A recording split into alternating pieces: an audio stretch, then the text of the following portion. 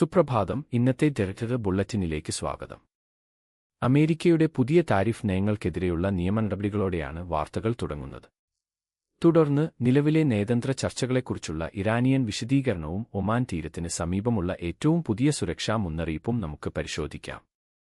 ഈ വാർത്തകളിലേക്ക് കൂടുതൽ കടക്കാം. ട്രംപ് ഭരണകൂടം ഏർപ്പെടുത്തിയ പുതിയ ഇറക്കുമതി തീരുവകൾക്കെതിരെ അമേരിക്കൻ സംസ്ഥാനങ്ങളുടെ കൂട്ടായ്മ നിയമനടപടികളുമായി രംഗത്ത്.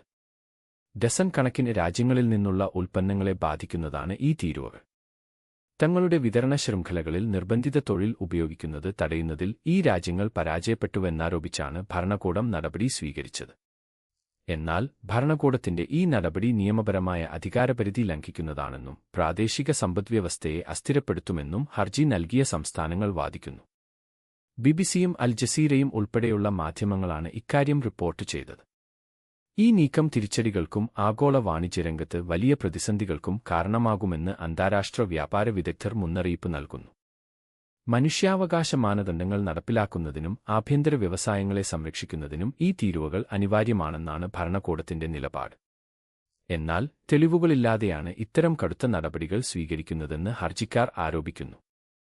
ദേശീയ സുരക്ഷയും ധാർമ്മിക വ്യാപാര മാനദണ്ഡങ്ങളും മുൻനിർത്തി നീതിന്യായ വകുപ്പ് ഭരണകൂടത്തിന്റെ നിലപാടിനെ കോടതിയിൽ പ്രതിരോധിക്കാനാണ് സാധ്യത.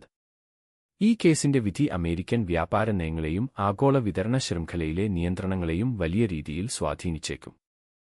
വാർത്താവിശേഷങ്ങളുമായി ഡയറക്ടർ അമേരിക്കയുമായി നേരിട്ട് ചർച്ചകൾ നടത്തുന്നില്ലെന്ന് ടെഹ്റാൻ ഔദ്യോഗികമായി വ്യക്തമാക്കി. നിലവിൽ ഒമാനുമായി മാത്രമാണ് നയതന്ത്ര ചർച്ചകൾ നടക്കുന്നതെന്ന് ഇറാൻ അറിയിച്ചു. വാഷിംഗ്ടണും ടെഹ്റാനും തമ്മിലുള്ള ഉഭയകക്ഷി ചർച്ചകൾ പുനരാരംഭിക്കാൻ പോകുന്നുവെന്ന ഡൊണാൾഡ് ട്രംപിന്റെ അവകാശവാദത്തിന് പിന്നാലെയാണ് ഇറാന്റെ ഈ പ്രതികരണം. ഇറാന്റെ ഈ നിഷേധം ട്രംപിനെ ചൊടിപ്പിക്കുകയും അദ്ദേഹം ഇറാനിയൻ നേതൃത്വത്തെ രൂക്ഷമായി വിമർശിക്കുകയും ചെയ്തതായി അൽ ജസീറ റിപ്പോർട്ട് ചെയ്യുന്നു. ഇരുരാജ്യങ്ങളും തമ്മിലുള്ള നയതന്ത്ര ബന്ധത്തിലെ അനിശ്ചിതത്വവും നിലനിൽക്കുന്ന സംഘർഷവുമാണ് ഈ സംഭവത്തിലൂടെ വ്യക്തമാകുന്നത്. ഒമാൻ പോലുള്ള പ്രാദേശിക ഇടനിലക്കാർ വഴി ആശയവിനിമയം നടക്കാറുണ്ടെങ്കിലും അമേരിക്കയുമായി ഔദ്യോഗികമായോ നേരിട്ടോ ഒരു ചർച്ചയും നടക്കുന്നില്ലെന്ന് ഇറാൻ ആവർത്തിക്കുന്നു. ഇരുപക്ഷവും വ്യത്യസ്തമായ വാദങ്ങൾ ഉന്നയിക്കുന്നതോടെ സ്ഥിതിഗതികൾ കൂടുതൽ സങ്കീർണമായി തുടരുകയാണ്. ഇരുരാജ്യങ്ങളും തമ്മിലുള്ള അവിശ്വാസം നയതന്ത്ര നീക്കങ്ങളെ എത്രത്തോളം ബാധിക്കുന്നുണ്ടെന്നാണ് ഈ വാഗ്വാദം തെളിയിക്കുന്നതെന്ന് നിരീക്ഷകർ വിലയിരുത്തുന്നു. അന്താരാഷ്ട്ര മാധ്യമങ്ങളിൽ പ്രചരിക്കുന്ന വാർത്തകളെ തള്ളിക്കളഞ്ഞുകൊണ്ട് തങ്ങളുടെ നയതന്ത്ര ശ്രദ്ധ നിലവിൽ പ്രാദേശിക പങ്കാളികളിൽ മാത്രമാണെന്ന് ടെഹ്റാൻ വ്യക്തമാക്കി. വേണ്ടി ഒമാൻ തീരത്തിന് സമീപം തന്ത്രപ്രധാനമായ ഹോർമുസ് കടലിടുക്കിന് അടുത്ത് വെച്ച് ചരക്ക് കപ്പലിന് നേരെ അജ്ഞാത വസ്തുവിന്റെ ആക്രമണം. ഇന്ന് പുലർച്ചെയുണ്ടായ സംഭവത്തെ തുടർന്ന് മാരിടൈം അധികൃതർ അടിയന്തര നടപടികൾ സ്വീകരിച്ചു. അറബ് ടൈംസ് കുവൈറ്റാണ് ഇക്കാര്യം റിപ്പോർട്ട് ചെയ്തത്.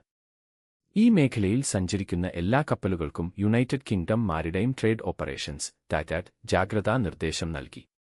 സംശയാസ്പദമായ എന്തെങ്കിലും ശ്രദ്ധയിൽപ്പെട്ടാൽ ഉടൻ തന്നെ റിപ്പോർട്ട് ചെയ്യണമെന്നും കപ്പലുകൾക്ക് നിർദ്ദേശം നൽകിയിട്ടുണ്ട്.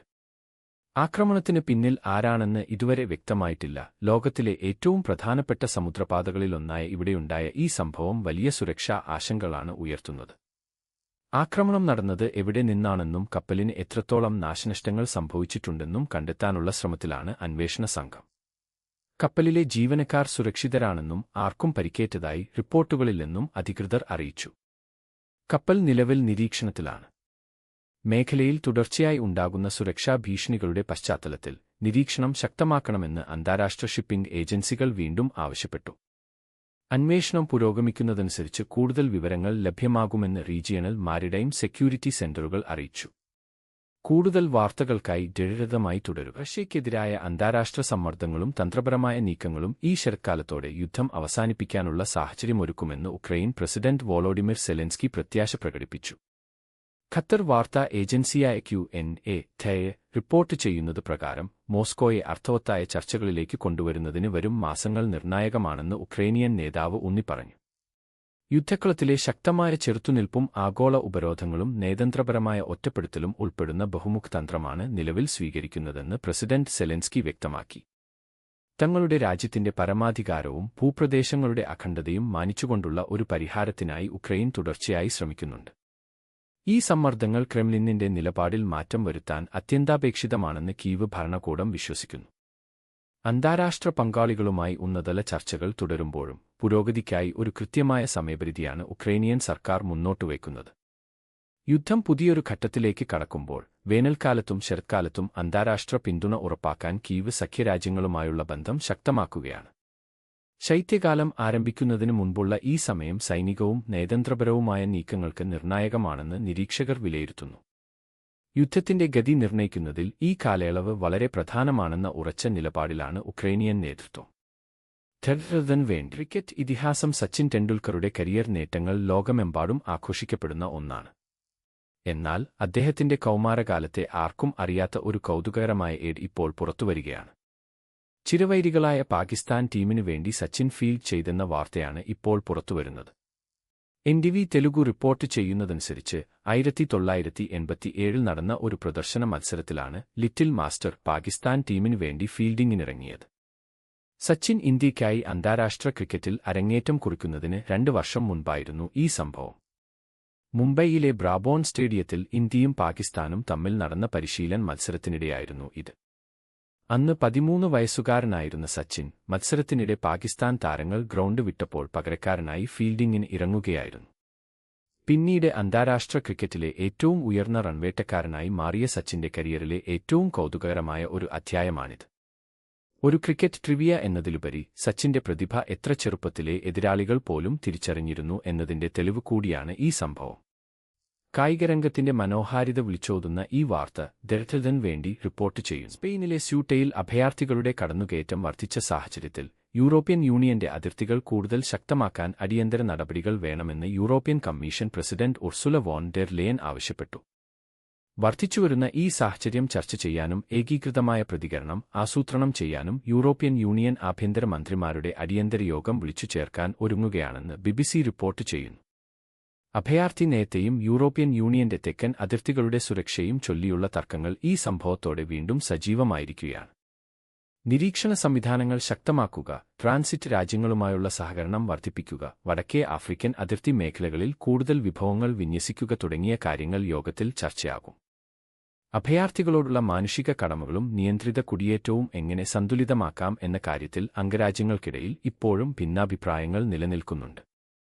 കർശനമായ നിയന്ത്രണങ്ങളും അതിർത്തി വേലികളും വേണമെന്ന് ചില രാജ്യങ്ങൾ വാദിക്കുമ്പോൾ പലായനത്തിന്റെ മൂലകാരണങ്ങൾ പരിഹരിക്കാനാണ് മറ്റു ചില രാജ്യങ്ങൾ ഊന്നൽ നൽകുന്നത്. നയപരമായ ഈ വിടവുകൾ നികത്തി അനധികൃത കുടിയേറ്റം കൈകാര്യം ചെയ്യുന്നതിനായി കൂടുതൽ ശക്തമായ ഒരു ചട്ടക്കൂട് രൂപീകരിക്കാനാണ് വരാനിരിക്കുന്ന മന്ത്രിതല ഉച്ചകോടി ലക്ഷ്യമിടുന്നത്.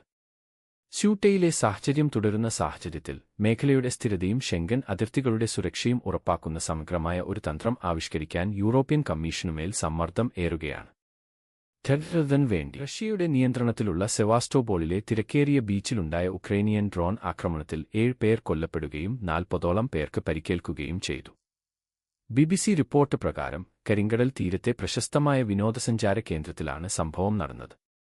തടസ്സപ്പെടുത്തിയ ഡ്രോണിന്റെ അവശിഷ്ടങ്ങൾ ജനങ്ങൾക്കിടയിലേക്ക് വീഴുകയായിരുന്നു. മരിച്ചവരിൽ 3 കുട്ടികളും ഉൾപ്പെടുന്നുണ്ടെന്ന് അധികൃതർ സ്ഥിരീകരിച്ചു. ഡ്രോൺ വ്യോമ പ്രതിരോധ സംവിധാനങ്ങൾ തകർത്തെങ്കിലും അതിന്റെ അവശിഷ്ടങ്ങൾ വീണതിനെ തുടർന്ന് സുരക്ഷിത സ്ഥാനത്തേക്ക് മാറാൻ കഴിയാതിരുന്ന വിനോദസഞ്ചാരികൾക്ക് വലിയ തോതിൽ പരിക്കേറ്റതായി പ്രാദേശിക ഭരണകൂടം അറിയിച്ചു. ഇത് സാധാരണക്കാർക്ക് നേരെയുള്ള ബോധപൂർവമായ ആക്രമണമാണെന്ന് റഷ്യൻ പ്രതിരോധ മന്ത്രാലയം ആരോപിച്ചു. എന്നാൽ ഈ സംഭവത്തിൽ ഉക്രൈനിയൻ സർക്കാർ ഇതുവരെ ഔദ്യോഗികമായി പ്രതികരിച്ചിട്ടില്ല. സംഭവം നടന്ന ഉടൻ തന്നെ രക്ഷാപ്രവർത്തകർ സ്ഥലത്തെത്തി പരിക്കേറ്റവർക്ക് അടിയന്തര വൈദ്യസഹായം നൽകി. ഷ്രാപ്നൽ, സ്ഫോടകവസ്തുക്കളുടെ ചീലുകൾ തറച്ച് പരിക്കേറ്റ പലരെയും ആശുപത്രികളിൽ പ്രവേശിപ്പിച്ചു. സാധാരണക്കാർ വിനോദത്തിനായി എത്തുന്ന സ്ഥലത്ത് ആക്രമണം ഉണ്ടായത് സംഘർഷം കൂടുതൽ രൂക്ഷമാക്കുന്നതിലേക്കാണ് വിരൽ ചൂണ്ടുന്നത്.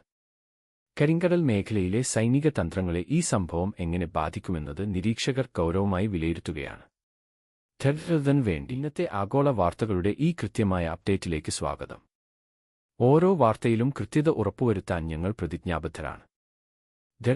പ്രസിദ്ധീകരിക്കുന്നതിന് മുൻപേ സത്യസന്ധം